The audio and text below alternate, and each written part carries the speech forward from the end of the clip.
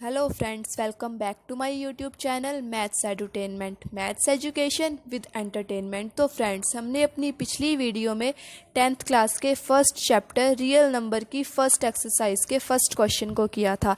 अब हम इस एक्सरसाइज के सेकंड क्वेश्चन को सॉल्व करेंगे। तो हमारा सेकंड क्वेश्चन क्या है?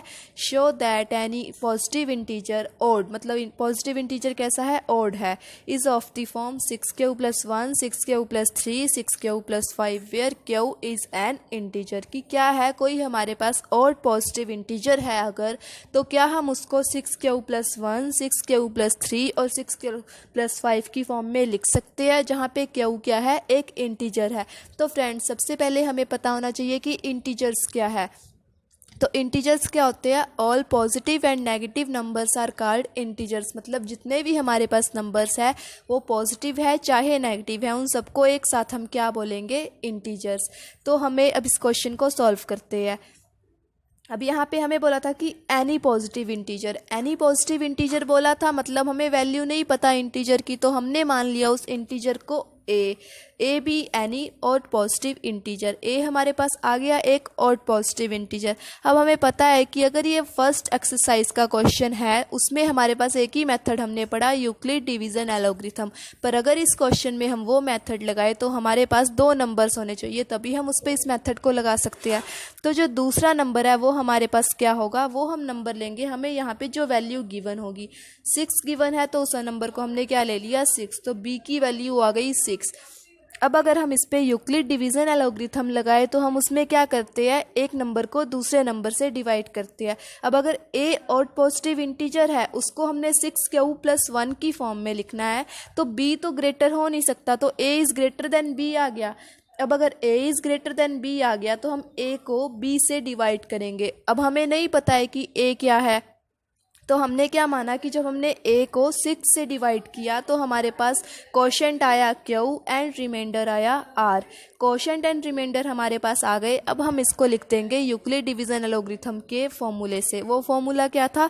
Dividend is equal to divisor into quotient plus remainder, and dividend is a, तो a is equal to divisor into quotient. 6 into q is 6q plus remainder, remainder is r। इसको हमने लिख दिया।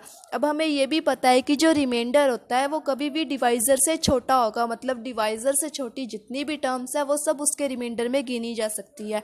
तो यहाँ पे हमारे पास रिमाइंडर की वैल्यू क्या क्या आ गई? 0, 1, 2, 3, 4 एंड 5। हमने अपनी इस इक्वेशन को फर्स्ट इक्वेशन मान लिया। अब हम इसमें r की वैल्यू पुट करना शुरू करेंगे। जब हमने r की वैल्यू 0 पुट की तो a की वैल्यू आ गई 6q। जब r की वैल्यू 1 पुट की तो a की वैल्यू आ गई 6q+1।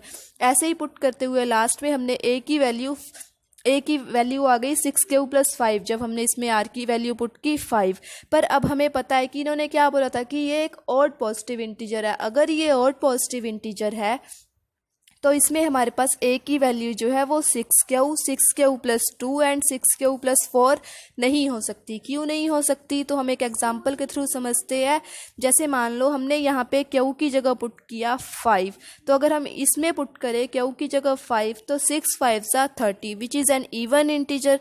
यहाँ पुट करके देख लो, कोई भी वैल्यू अपनी तरफ से पुट कर लो। मान लो हमने पुट किया 3, सो 3 6 18, 18+2 is 20 which is also even. ऐसे ही यहाँ पुट करके देख लो, मान लो हमने यहाँ पुट किया q की value 7, 7 6 42, 42+4 is 46 which is also even. मतलब इसमें हम कोई भी वैल्यू पुट करें तो वो हमारी इवन बन जा रही है। पर हमें इन्होंने क्या बोला था कि a की वैल्यू क्या होनी चाहिए? Odd.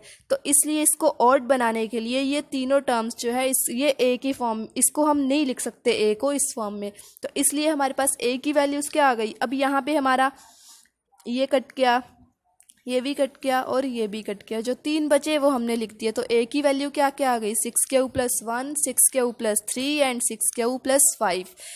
So any odd positive integer can be expressed in the form of 6q+1, 6q+3 and 6q+5। I hope आपको ये क्वेश्चन समझ आया होगा। Thanks for watching my video. Please subscribe my channel if you like my videos. Thank you.